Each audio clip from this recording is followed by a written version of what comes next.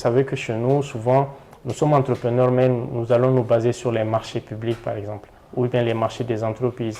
Et souvent, on sent que c'est comme si nous n'avons pas un cœur de métier et qu'on, entre griffes, vagabonde quoi, autour du marché. On n'est pas fixe. Selon vous, est-ce qu'on peut avoir une solution à ça en tant qu'entrepreneur, quoi? Alors, se fixer sur un métier ou bien toucher à tout. Ok, oui. Nous, c'est spécifique. On entreprend dans le domaine dans lequel on a étudié.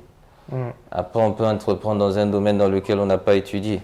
Ok. Ça, c'est possible. Oui, oui. Vous pouvez être un chef d'entreprise qui maîtrise le domaine technique dans lequel il travaille. Par exemple, vous avez fait de l'agroalimentaire, vous produisez des jus.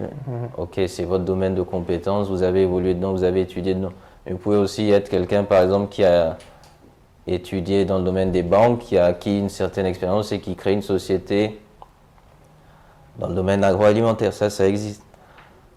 Quelle que soit la situation, vous avez besoin de la compétence technique. Ça, c'est indispensable. Vous avez besoin de gens qui sont spécialisés dans l'ingénierie, dans ces domaines de production, dans l'exploitation agricole, si vous allez exploiter un site, et ensuite dans l'agro-industrie, dans des ingénieurs industriels, ainsi de suite.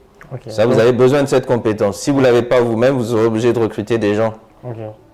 Maintenant, le touche-à-tout, dans le contexte nigérien, les gens sont amenés parfois à se diversifier. Oui.